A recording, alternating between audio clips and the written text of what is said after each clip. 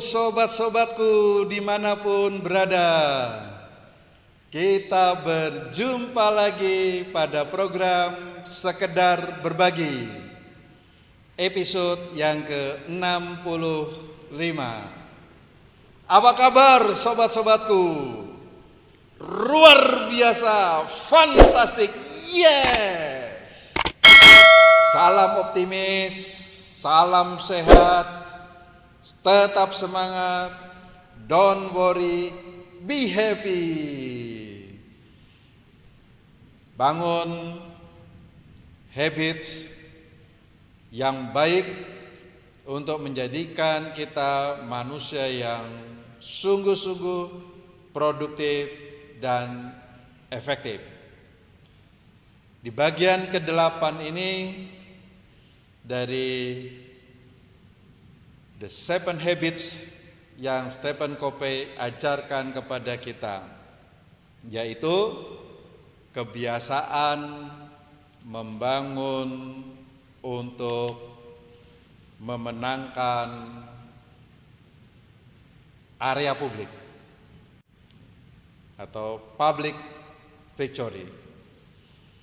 Yang lalu kita sudah membahas think win-win. Sekarang di habits yang kelima ini, biasakanlah dalam diri kita selalu seek first to understand, then to be understood. Biasakan bangun habits dalam diri kita, berusaha memahami orang lain terlebih dahulu, maka kita dapat dipahami. Inilah habits yang akan memenangkan kita di area publik. Nah, di area publik ini ada 3 habits yang harus kita bangun, yaitu berpikir win-win, menang-menang, jangan win-lose, jangan lose-win, jangan lose-lose. Habits yang kelima, biasakan untuk terlebih dahulu memahami orang lain, baru kita dipahami.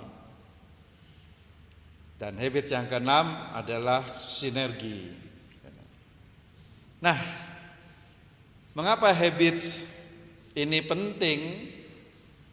Karena kita harus sadar ada daerah, ada kuadran, kita tidak bisa hidup sendiri.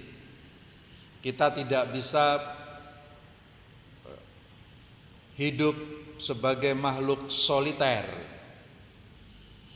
Kita harus saling bergantung, interdependensi. Bukan hanya kepada sesama manusia, tetapi juga kepada seluruh alam ciptaan. Jadi interdependensi inilah juga harus kita menangkan dan harus menjadi habits kita, supaya kita sungguh-sungguh bisa menjadi orang yang sangat produktif, sangat efektif, memanfaatkan segala potensi-potensi biopsikospiritual yang ada dalam diri kita. Nah, komunikasi dalam bahasa Latinnya adalah communicare. Communicare berarti membersamakan, menjadikan satu.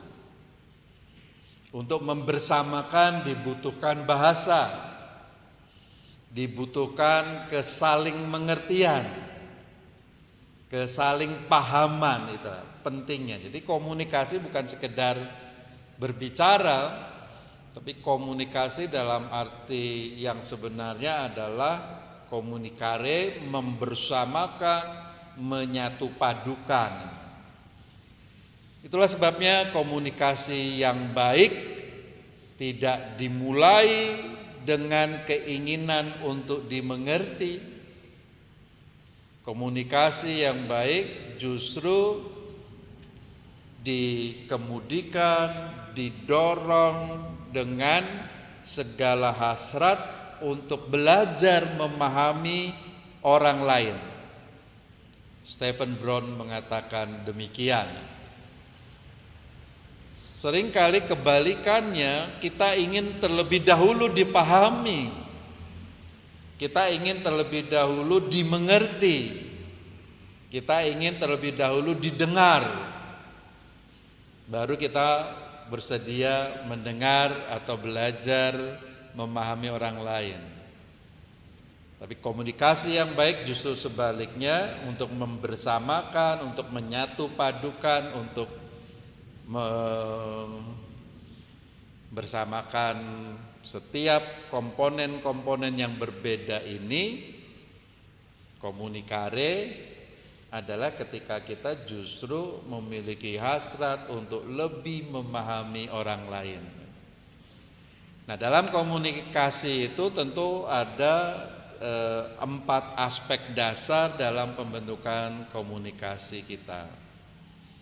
Dengan aspek membaca, dengan aspek menulis, dengan aspek berbicara, dengan aspek mendengar, semua menjadi satu bagian yang utuh supaya kita bisa memahami persepsi orang lain, apa yang diinginkan orang lain, apa yang menjadi ide-ide orang lain lebih komprehensif. Dari apa yang ia bicarakan, dari apa yang ia tulis, dari apa yang ia katakan, kita memiliki kemampuan untuk mendengarnya. Ada sebuah penelitian menunjukkan bahwa lebih dari 80% dari semua yang dikomunikasikan disalah mengerti pada beberapa bagian. Mengapa? Karena seringkali dalam membangun komunikasi kita lebih mengembangkan cara, gaya, style mendengar yang tidak efektif. Kecepatan berbicara kita dengan kecepatan berpikir kita berbeda sangat signifikan. Ada penelitian kecepatan berbicara kita 1 menit itu paling banyak 1000 atau 1500 kata.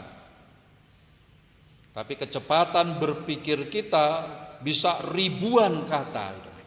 Nah, disinilah hati-hati ketika kita membangun komunikasi. Seringkali kita sudah merantau ke berbagai hal, seolah-olah kita mendengar, padahal kita tidak paham sama sekali. Kita pura-pura mendengar atau kita mengawang-awang karena pikiran kita jauh lebih cepat untuk memahami realitas di sekitar kita. Jadi seringkali di dalam komunikasi kita berpusat hanya pada diri kita sendiri.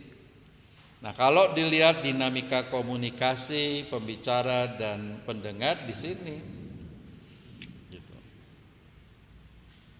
Sebab kalau kita berlatih untuk berbicara paling banter ya 1 menit 1000-1500 kata.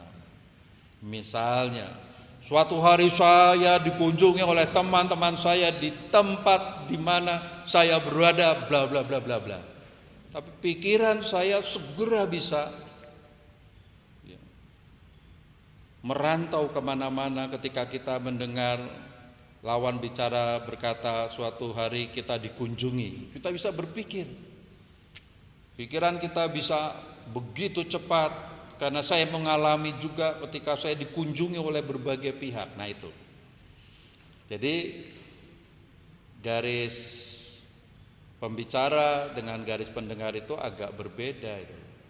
Sehingga ketika mau menyatukan lagi membutuhkan usaha dari sang pendengar untuk di dalam garis pembicara melamun lagi, memikirkan lagi dan sebagainya, kembali lagi.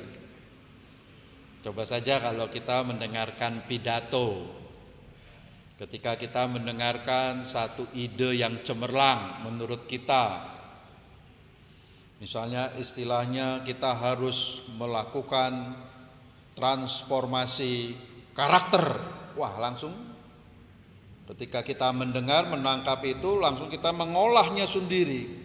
Liar apa yang dikatakan transformasi karakter, transformasi moral. Sementara apa yang disebut transformasi moral dan karakter menurut pembicara sudah kita tidak dengar. Akhirnya kita tidak mengalami efektivitas di dalam memahami orang lain. Berbeda dengan mendengar secara efektif, mendengar bukan hanya dengan kuping, tapi mendengar dengan mata kita. Lawan bicara kita sedang memperhatikan kita, lawan bicara kita sedang tidak mood atau tidak, lawan bicara kita sedang sibuk atau gusar dan sebagainya. Kita bisa tahu. Mendengar efektif berarti juga kita mendengar dengan hati, kita mendengar juga dengan telinga, dan kita mendengarkan juga secara empati. Jadi empati adalah kita berada di dalam patos, dalam perasaan, dalam penderitaan, dalam kondisi kejiwaan orang yang sedang berbicara dengan kita. Kita berada bersama-sama dalam nasib orang itu gitu loh. Nah, kemudian mulai kita merefleksikan.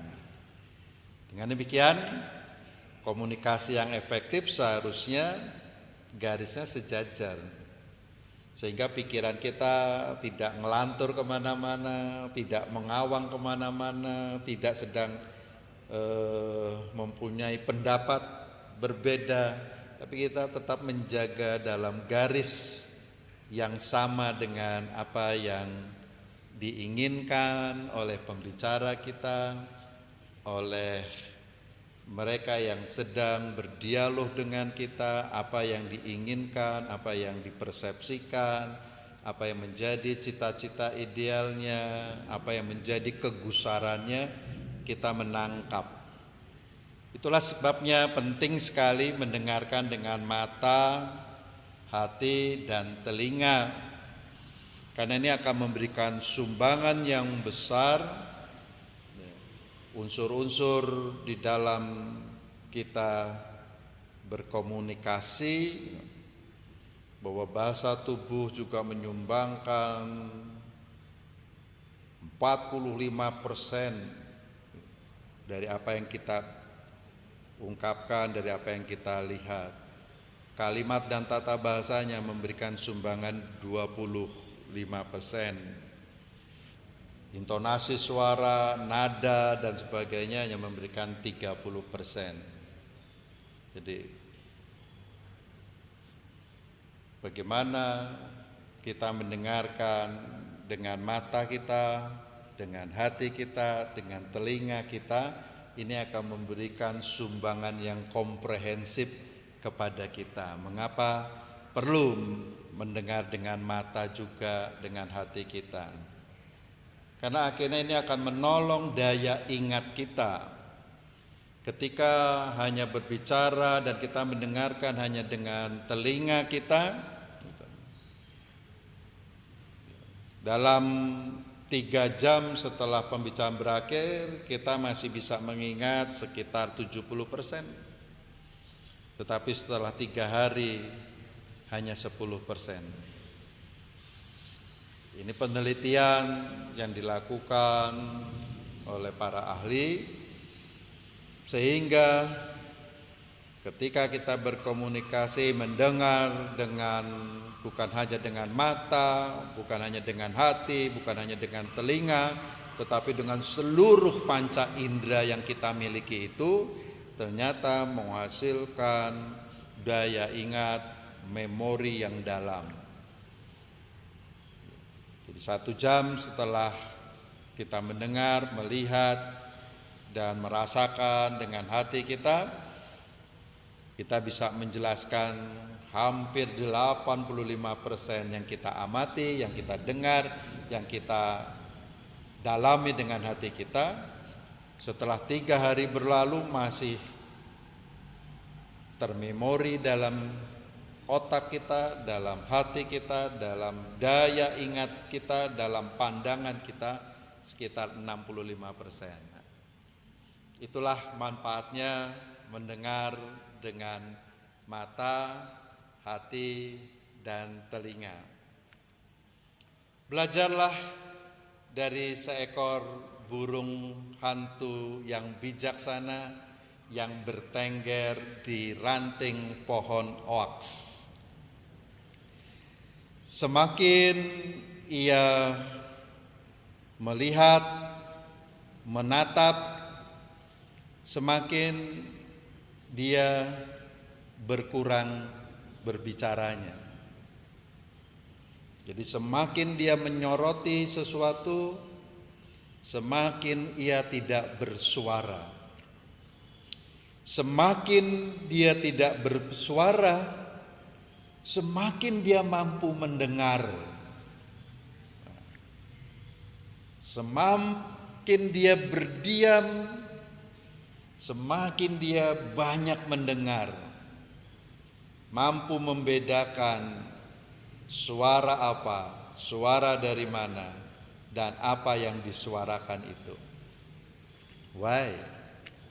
Mengapa kita tidak belajar seperti burung hantu yang bijaksana ini? Semakin kita melihat, semakin kita berkurang berbicara, semakin kurang berbicara, semakin kita banyak dan mampu mendengarnya.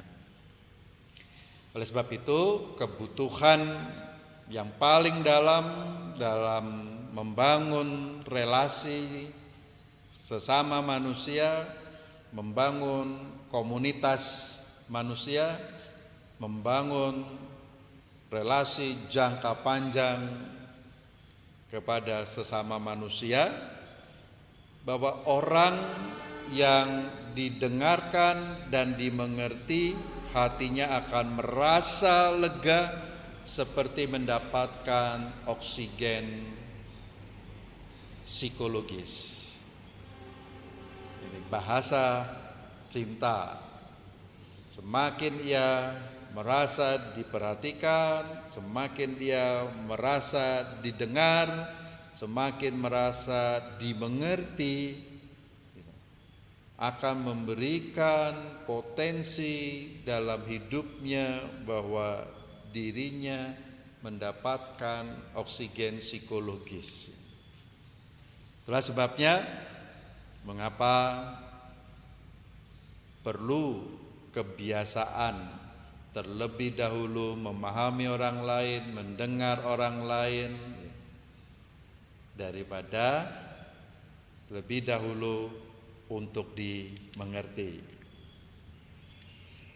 Aspek yang kedua, mendengar dengan empati berarti berusaha memahami masalahnya dari sudut pandang mereka, dari persepsi mereka, dari cara berpikir mereka, dari latar belakang orang yang sedang berbicara pada kita, dari segala kepentingan-kepentingan orang itu. Kita belajar mendengarkan, memahami, dan berusaha menyelami perasaan mereka, persepsi mereka, ideal-ideal yang mereka inginkan.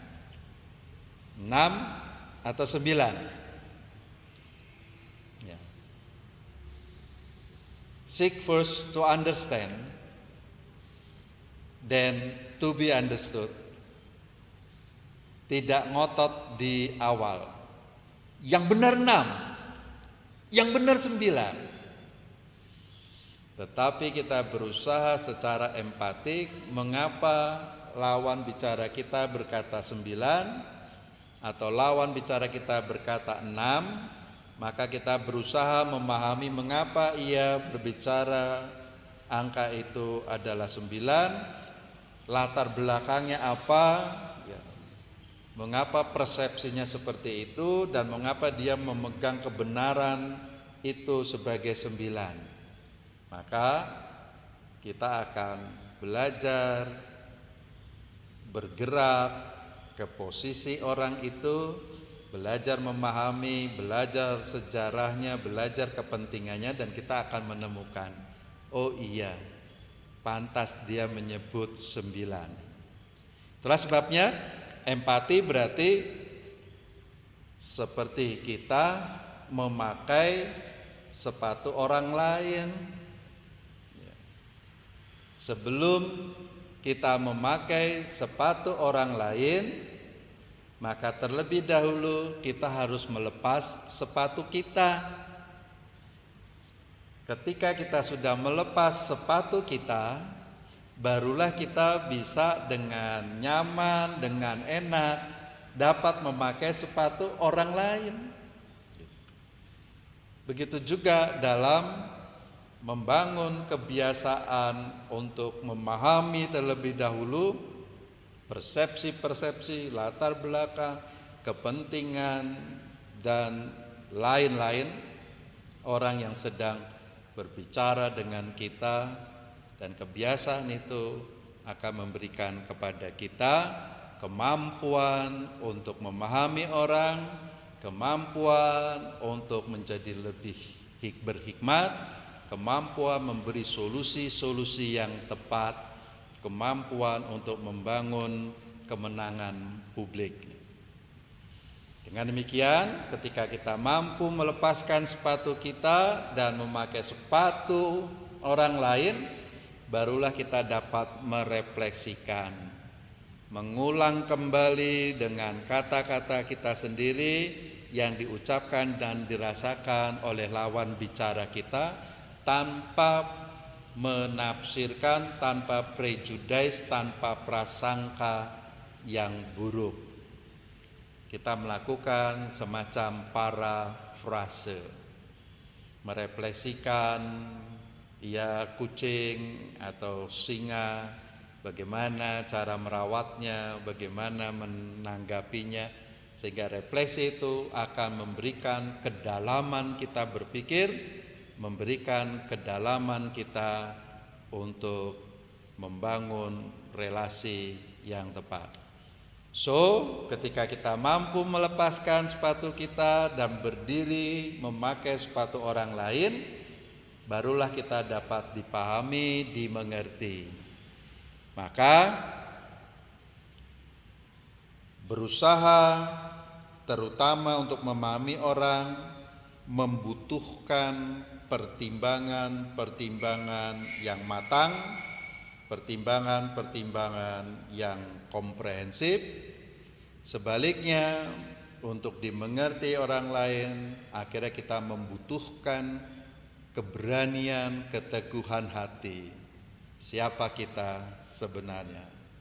Akhirnya kita membangun kebiasaan-kebiasaan yang sungguh-sungguh dapat membantu orang lain, tetapi sekaligus juga membantu diri kita, memenangkan diri kita dan memenangkan orang lain untuk membangun persahabatan yang lebih otentik, yang lebih bermartabat, dan yang lebih manusiawi. Oke sobat-sobat, sampai di sini dulu, kita berjumpa lagi di episode berikutnya. Yes! Salam damai.